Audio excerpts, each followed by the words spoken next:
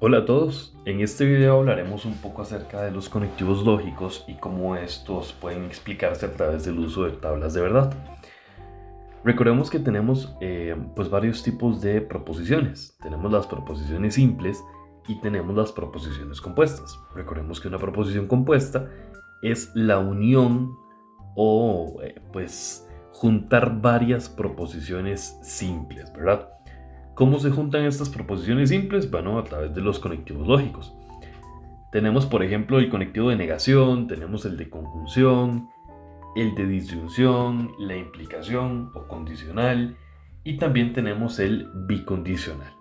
¿Verdad? A partir de estos conectivos es que podemos entonces generar proposiciones un poco más complejas. Y acá precisamente en este video quiero que hablemos pues de cómo funciona cada uno de estos conectivos y cómo podemos pues analizar proposiciones compuestas mucho más complejas a partir de estos conectivos iniciales. Por acá he agregado las tablas de verdad de cada uno de los conectivos y es que vamos a ir discutiendo cada uno. Comencemos hablando del conectivo de negación o la proposición de negación. En este sentido, lo que hace la negación es que si tiene una proposición verdadera, recuerden que vamos a interpretar el 1 como verdadero y el 0 como falso. Si tenemos una proposición verdadera, la negación que se denota con este símbolo va a ser falsa. O, por el contrario, si tengo una proposición que originalmente es falsa, la negación va a ser verdadera. Es decir, la negación lo que hace es invertir el valor de verdad de la proposición. Por acá tenemos la conjunción. La conjunción se denota con este simbolito. Y pues dice que si tenemos entonces dos proposiciones y analizamos la conjunción de las dos, ven qué interesante. Porque en una conjunción, la única forma de que arroje falso, ¿verdad? O más bien, la única forma de que arroje verdadero es que las dos proposiciones se cumplan. Es decir, si mi primera proposición es verdadera, pero mi segunda proposición es falsa, entonces eso me va a arrojar un falso, según la tabla de verdad. Eso es lo que nos indica. Y así analizando todas las combinaciones.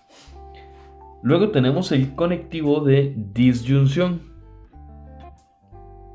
que se denota con este símbolo. Y lo que nos dice entonces esta tabla es que la disyunción, conocida como el o en nuestro lenguaje, es, o más bien tiene este funcionamiento. Si al menos una de las proposiciones se cumple, arrojamos verdadero. Pero si ninguna de las dos se cumple, ahí es donde arrojamos falso. Entonces, a diferencia de la conjunción, que es el y, ¿verdad? Vean que en la disyunción, con una que se cumpla, ya podemos decir que el resultado de la proposición compuesta va a ser verdadero. En la conjunción, recuerden que se tienen que cumplir ambas para que nos pueda arrojar un verdadero. Luego tenemos el condicional o el implica. Cualquiera de esas dos formas es correcta para llamarle. Y pues esto, como su nombre lo indica, es una cuestión de condición, ¿verdad? Si sucede esta, entonces sucederá esta. Ese es el famoso si entonces, ¿verdad? Si sucede P, entonces sucede Q. ¿Qué pasa si sucede P y sucede Q? Bueno, todo bien. El condicional me arroja un verdadero. ¿Qué pasa si no sucede P y tampoco sucede Q? Bueno, el condicional me arroja un verdadero también. ¿Cuál es la única forma de que un condicional me arroje un falso? Que suceda la primera proposición y que no suceda la segunda proposición. De hecho, en condicionales, a la primera proposición se le suele llamar antecedente. En este caso, el antecedente sería P. Y a la segunda se le llama el consecuente. En este caso, el consecuente sería Q. Entonces, la única forma de que un condicional sea falso es que el antecedente sea verdadero y el consecuente sea falso. Y por último, quiero que hablemos del bicondicional, que básicamente el bicondicional es la conjunción del condicional en ambas direcciones. Es decir, es juntar P implica Q, con Q implica P. El funcionamiento de un bicondicional en realidad es bastante sencillo. La única forma de que un bicondicional te arroje un verdadero es que las dos proposiciones tengan exactamente el mismo valor de verdad. En este caso vean que 1, 1 arroja 1, 0, 0 también arroja 1. ¿Cuándo un bicondicional nos arroja un falso? Bueno, un bicondicional nos va a arrojar falso cuando tengan distintos valores de verdad. Entonces, a través de estas tablitas de verdad, ya nosotros podemos ir a hacer un análisis más completo de algunas proposiciones compuestas más complejas, ¿verdad? Entonces quiero que analicemos el siguiente ejemplo. Vamos a ir a analizar esta proposición.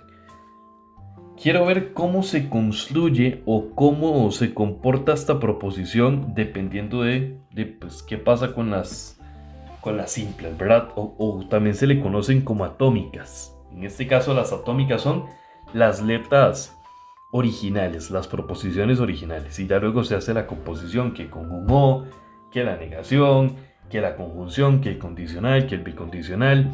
Entonces, lo primero que tenemos que identificar para hacer pues una tabla de verdad es cuántas proposiciones atómicas tenemos. En este caso, vean que las proposiciones atómicas son 2. Y de hecho son P y Q. Hay una fórmula para calcular la cantidad de filas que tiene que tener una tabla de verdad. De hecho es 2 a la n, donde n representa la cantidad de proposiciones atómicas. En nuestro caso, 2 a la 2, porque ya dijimos que eran 2 proposiciones atómicas.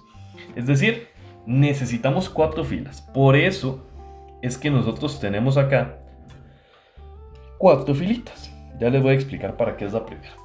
Ok, perfecto. Entonces, ¿cómo les recomiendo rellenar o crear una tabla de verdad? Vean, lo primero que les recomiendo es enfocarse en las proposiciones atómicas y asignar una columna para cada una de ellas. En este caso, como tenemos 2 proposiciones atómicas, vamos a poner una columna para P y una columna para Q. ¿Qué vamos a hacer inmediatamente después de esto? Vamos a ver si existe la negación de alguna de esas 2 proposiciones atómicas. Lo que pasa es que si ustedes se fijan, yo aquí tengo en el enunciado las proposiciones, las atómicas, las compuestas. Tengo que revisar si existe la negación de alguna de estas atómicas, ¿verdad? En este caso ven que aquí tenemos la negación de Q y aquí tenemos la negación de P. Entonces tengo que agregar ambas a la tablita. Entonces vamos a poner una para la negación de P y una para la negación de Q.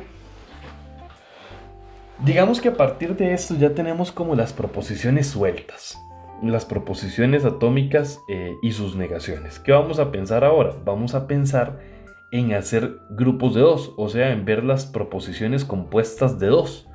Por ejemplo, esto es una proposición compuesta de 2. Y vean que particularmente se forma con 2 cosas que ya tengo en la tabla, que sería el no Q con el no P. Entonces esa proposición compuesta la voy a poner en una siguiente columna. Vamos a poner por aquí no Q o no P. ¿Quién más es una proposición compuesta de 2? Vean que por aquí tenemos otra proposición compuesta de 2. Q implica P. Entonces vamos a poner por acá Q implica P. Después de esto, lo que tendríamos que preguntarnos, porque ven que ya no quedan grupos de 2, lo que tendríamos que preguntarnos es, ¿existe la negación de alguna de estas proposiciones compuestas de 2? Sin embargo, vean que delante de estos paréntesis, en ningún caso tenemos una negación, entonces no existe la negación de ninguna. Por lo tanto, pensarían hacer grupos de 3, o sea, proposiciones compuestas de 3, pero no hay. Entonces brinco, proposiciones compuestas de 4. Ahí tenemos una proposición compuesta de 4. Esta completa es una proposición compuesta de 4. De hecho es la final. Es la que une esto, que ya lo tenemos por acá, con esto que ya lo tenemos por acá.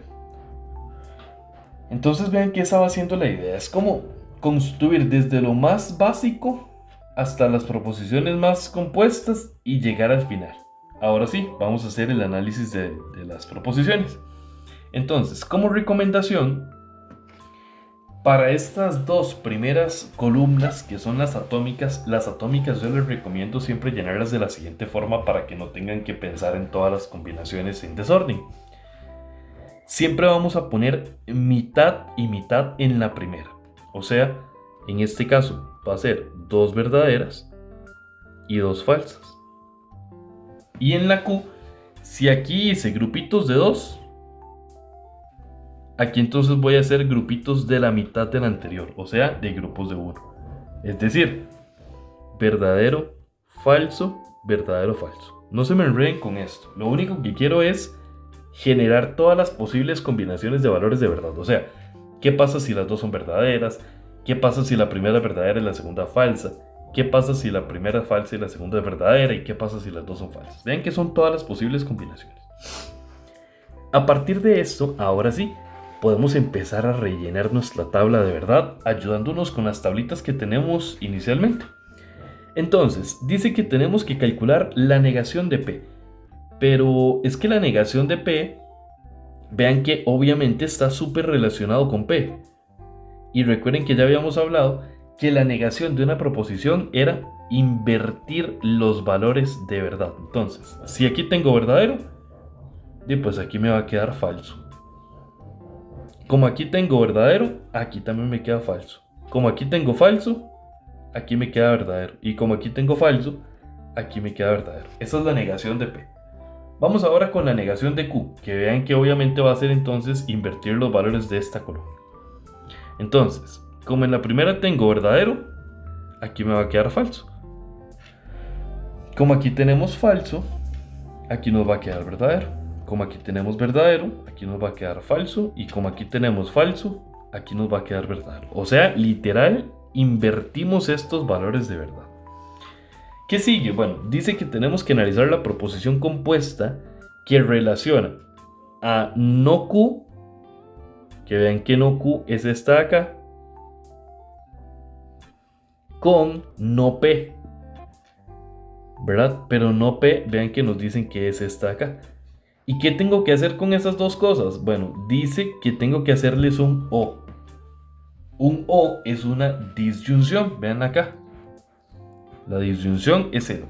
Entonces yo tengo que jugar con esta tabla. Entonces vamos a ver cómo nos quedaría. Recuerden que dijimos que era con estas dos. ¿Qué pasa aquí entonces? Bueno, vean. Tenemos falso con falso. ¿Qué dice falso con falso en un O? En un O, falso con falso, dice que es falso. Entonces ya sé que en la primera me va a quedar falso. ¿Qué dice falso con verdadero en un O? Falso con verdadero me dice que es verdadero. Entonces me va a quedar verdadero. ¿Qué dice verdadero con falso en un O? Verdadero con falso dice que da verdadero. Bueno, entonces ya sabemos que aquí va a dar verdadero. ¿Y qué dice si las dos son verdaderas? Dice que da verdadero. Vean que aquí yo lo estoy escribiendo en términos de falsos y verdaderos, pero ven que también se podría escribir en términos de unos y de ceros. Entonces ustedes ahí deciden cómo prefieren hacer. ¿Qué sigue? Sigue el condicional de Q con P. Y aquí tengan cuidado porque el orden es súper importante, ¿verdad? Dice que es, ¿qué pasa si esto, entonces esto? O sea, la que tengo que analizar de primero es la Q y ver qué pasa cuando la analizo en esta dirección hacia P. Ok, entonces tengan cuidado con el orden porque particularmente con el condicional, si te equivocas en el orden, está malo. El condicional es uno de los más peligrosos porque a este no le interesa el orden, a este no le interesa el orden y a este no le interesa el orden. Pero a un condicional sí.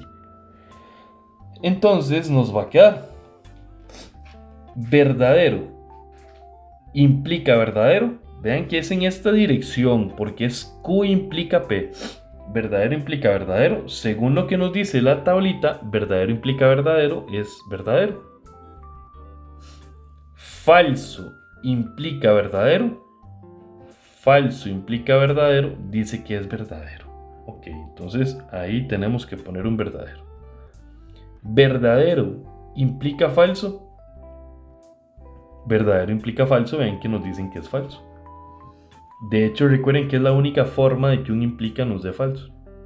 Y falso implica falso, dice que es verdadero. Ok, entonces ya tenemos esa columna rellena por ahí. Ven que es nada más de tener mucho cuidado en el funcionamiento de cada uno de los conectivos. ¿Y qué queda ya para terminar esta tabla o para analizar este comportamiento?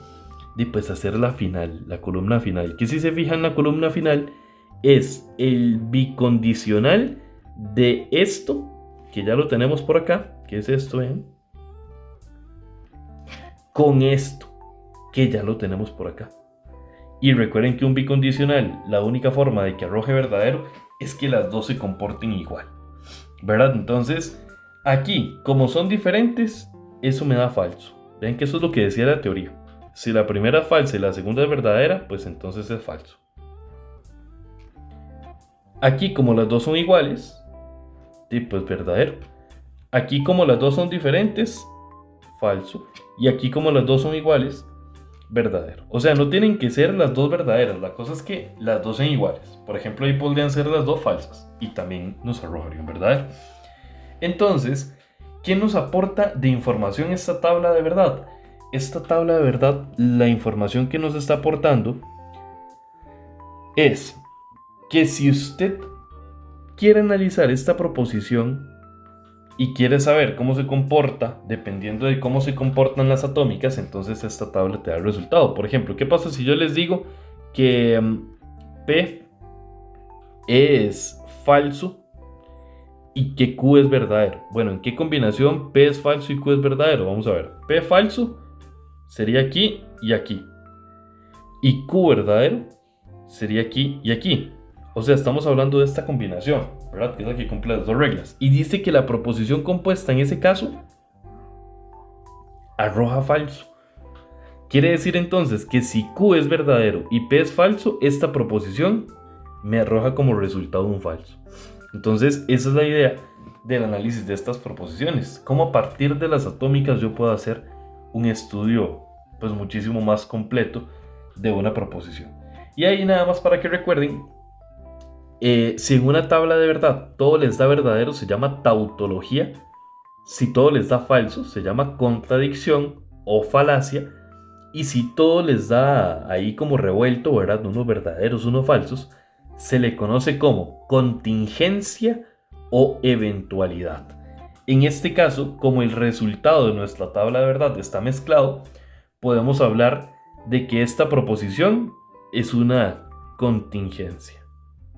O, como ya les dije, eventualidad. En cualquiera de ambos casos es correcto. Las dos significan la misma idea.